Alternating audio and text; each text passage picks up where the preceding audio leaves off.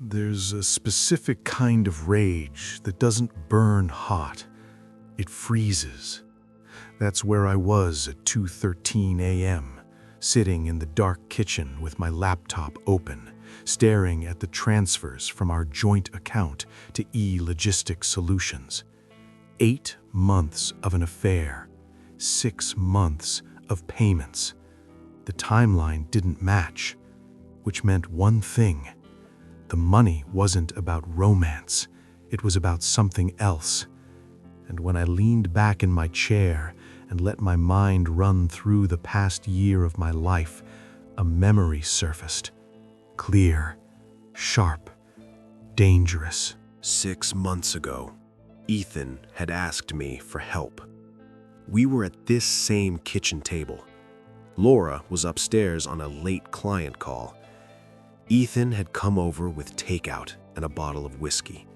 He looked stressed. "Man, I'm close to landing a major contract," he said. "But I need leverage, something impressive in my portfolio." "What kind of leverage?" "Architecture logistics modeling, supply chain optimization layouts, big commercial distribution stuff." That was my world. My firm had just finished a prototype design concept for a large retail distribution network. It wasn't public yet. We were pitching it to investors. Confidential. Valuable. I remember hesitating. He must have seen it on my face. "I'm not asking for blueprints," he said quickly. "Just structural insight, framework, strategy, enough to show capability." We were friends. I trusted him. And like an idiot, I opened my laptop, showed him slides, explained concepts, shared numbers. He asked smart questions, took notes, praised me. "You're a genius, Mark." I felt proud, respected, seen. Laura came downstairs at one point, smiling. "You two solving the world's problems?" Ethan laughed. "Just trying to learn from the best." I didn't realize then that I was sitting between the two people who would dismantle my life. 3 months later, I lost the biggest contract of my career. A national retail chain I'd been negotiating with for almost a year suddenly backed out. No warning, no negotiation, just an email. "We've decided to proceed with another firm whose proposal more closely aligns with our strategic logistics vision."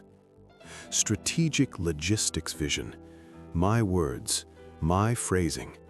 I was confused, but I chalked it up to competition. That's business. You win some, you lose some. But 2 weeks after that, Ethan posted something on LinkedIn.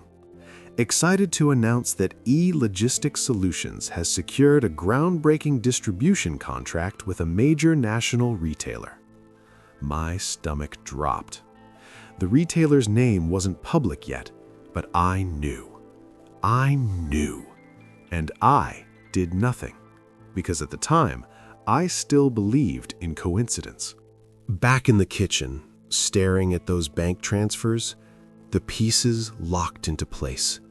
Laura had access to my files, my proposals, my pitch decks. She worked from home. Her office was 10 steps from mine. She knew when meetings were scheduled. She knew which clients mattered.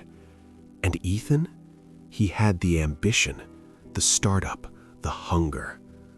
I opened my email, searched old attachments, compared timelines.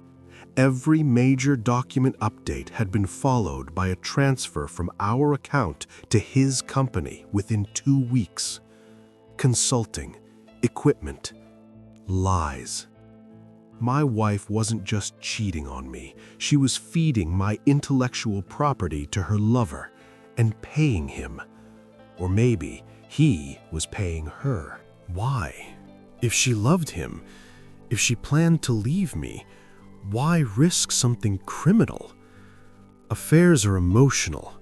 This felt calculated. I needed proof, not assumptions. So I did something I never thought I'd do.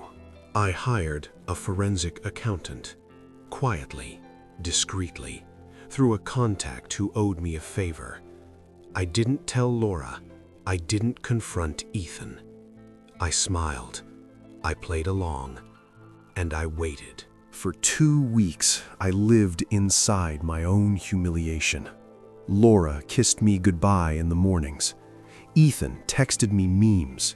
We even had dinner together once, the three of us. I watched them carefully. Subtle glances, micro expressions. They thought they were slick, but when you know, you see everything. At dinner, Ethan raised his glass. "To friendship," he said. Our eyes met. And for the first time, I saw something in his, not superiority, not confidence, calculation. He thought I was still blind. And Laura? She barely touched her food. Her leg bounced under the table. Anxiety. Not guilt. Anxiety. As if something wasn't going according to plan. The forensic accountant called me on a Thursday afternoon. His voice was calm, professional. "Mark, I found something." I stepped into an empty conference room and closed the door. "Go on."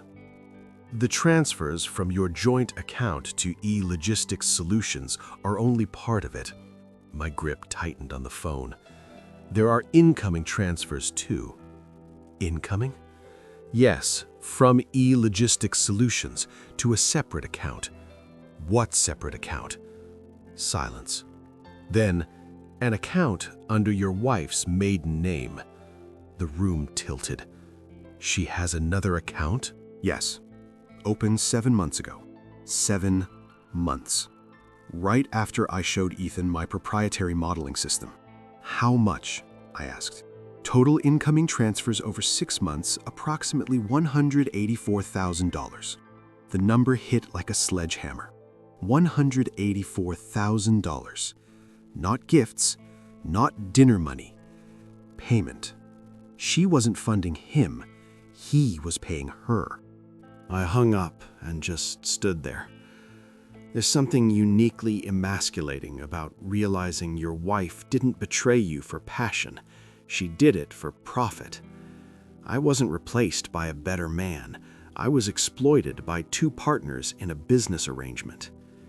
I went home early that day. Laura was in her office, door closed, laughing. Again. But this time, I didn't freeze.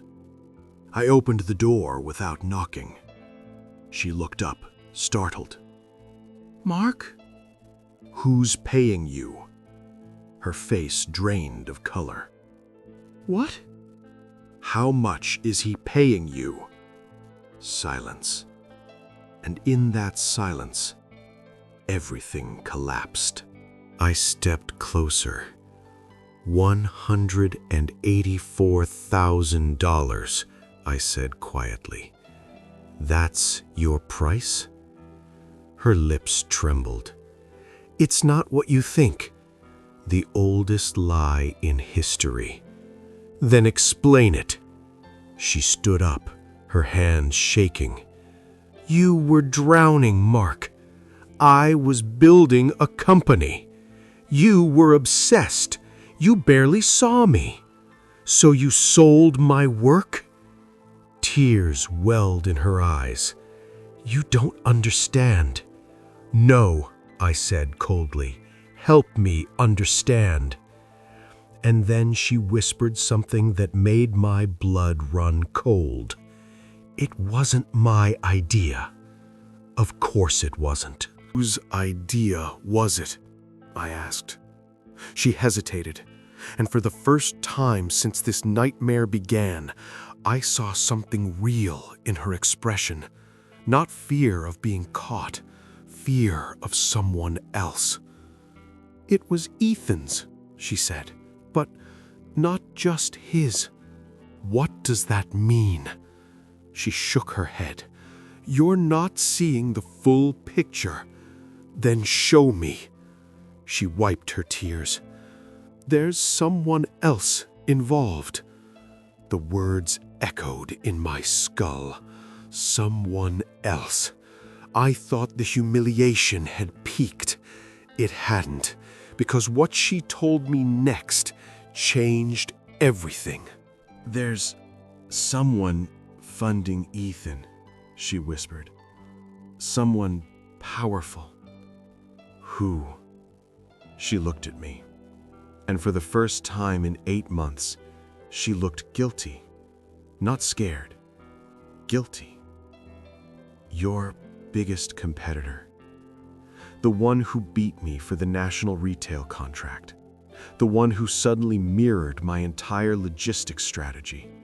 They hadn't just stolen my wife, they had built a system around me, used my marriage, used my trust, used my friendship. And suddenly, this wasn't about jealousy anymore. It wasn't about humiliation. It was war. But what Laura didn't know was that she had just made a mistake. Because now I had motive. I had evidence, and I had nothing left to lose. When your world collapses, you expect chaos. Screaming, thrown objects, broken glass. What you don't expect is clarity. After Laura told me my biggest competitor was funding Ethan, something inside me shifted. The jealousy, the humiliation, even the anger, they all condensed into something sharp and focused. Purpose. Start from the beginning, I told her. She was sitting on the edge of the bed now, hands clasped so tightly her knuckles were white. It started at that networking gala last year, she said quietly. The gala. The one hosted by Henderson and Cole Strategic Development, the same firm that beat me for the national retail contract, the same firm whose CEO, Daniel Cole, had smiled at me while shaking my hand and saying, "May the best firm win." Apparently, they had, just not the way I thought. Laura explained that Ethan hadn't come into this blind. He'd been approached, not randomly, specifically.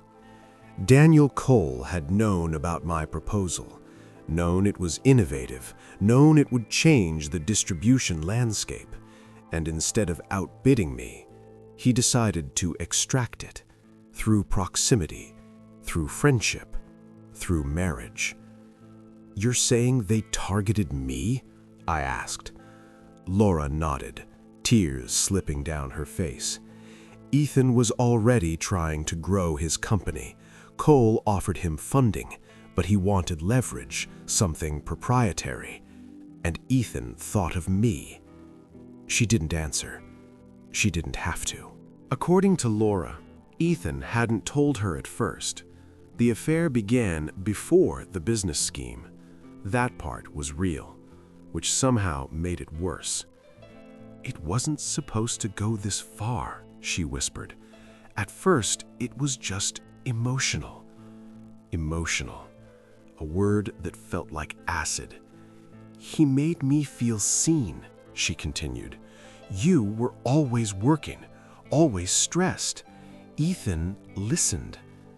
And then Daniel Cole found out. Found out. That detail made me pause. How? Laura hesitated. Ethan bragged, said he had access to insights other firms would kill for. My chest tightened. Cole told him he could invest, scale his company, but he wanted proof, real frameworks, real numbers. So you used me. Her silence was confirmation. He said it was harmless, she whispered. Just strategy concepts. You'd never notice. Never notice. But here's what you don't understand, Laura said suddenly, her voice trembling. It wasn't just business. What do you mean? She stood up and walked to her dresser, opened a drawer, pulled out her phone. Not the one she used daily. Another one. A burner. She handed it to me. Listen to the last recording. My pulse quickened. Recording of what? She swallowed. Of them. Them. Ethan and Daniel Cole. I pressed play. At first it was static, then muffled voices. Ethan's voice was unmistakable, confident, smooth. Because he has no idea, he was saying. Then another voice, calm, measured. Daniel Cole. I don't care about his awareness, Cole replied. I care about timelines. We need the updated distribution modeling before Q3. Ethan chuckled. You'll have it. She has access. My jaw tightened. Cole's voice again. Good.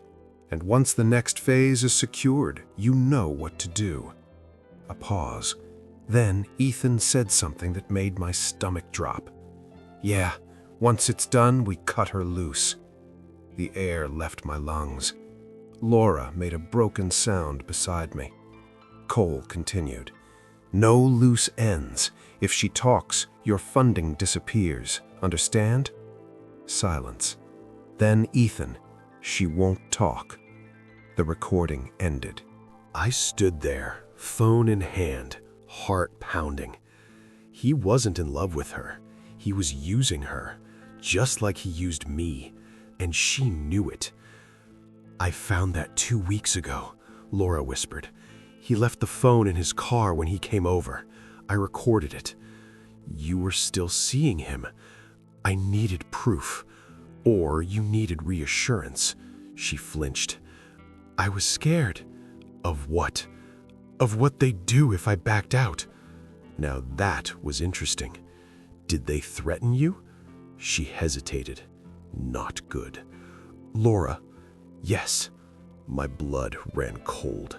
Ethan said if I walked away before the contract phase was complete, Daniel Cole would make sure your firm was audited, investigated, ruined. That made sense.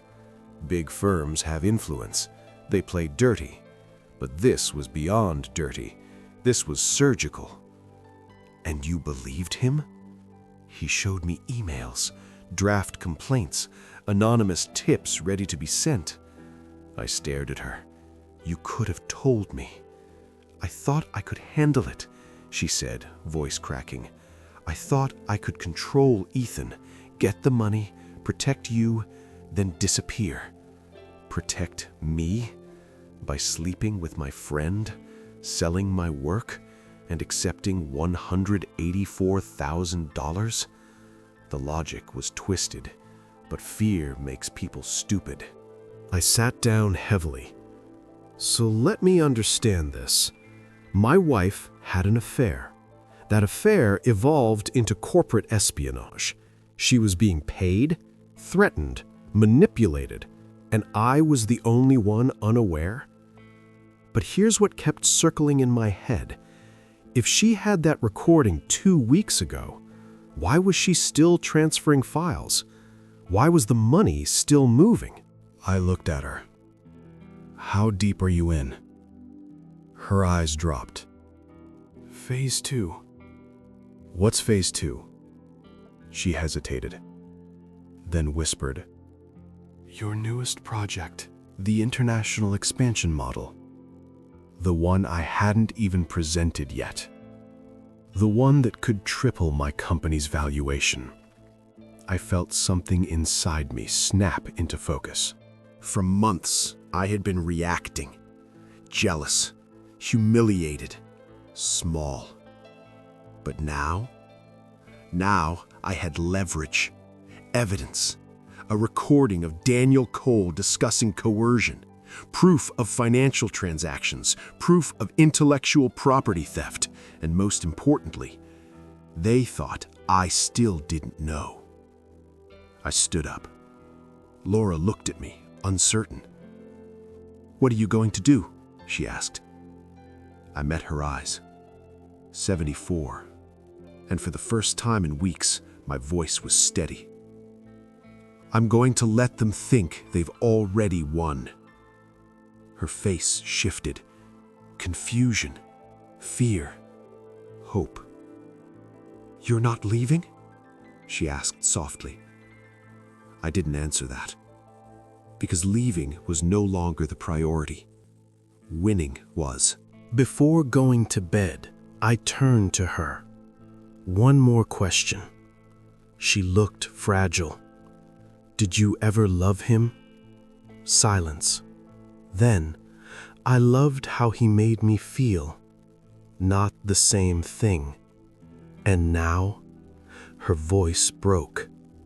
I don't know what's real anymore. Neither did I. But I knew this. The jealousy that started this story, the humiliation that nearly crushed me, was evolving into something far more dangerous. Calculation. They believed I was still blind. They believed Laura was controllable. They believed I was too emotionally shattered to fight back. They were wrong. It wasn't about revenge. It was about Laura. Because in part 3, she will make a decision that shocks everyone, reveal something she never told me, and force me to confront the one truth I've been avoiding. Sometimes the closest betrayal is the one inside your own heart. Ready for the final part?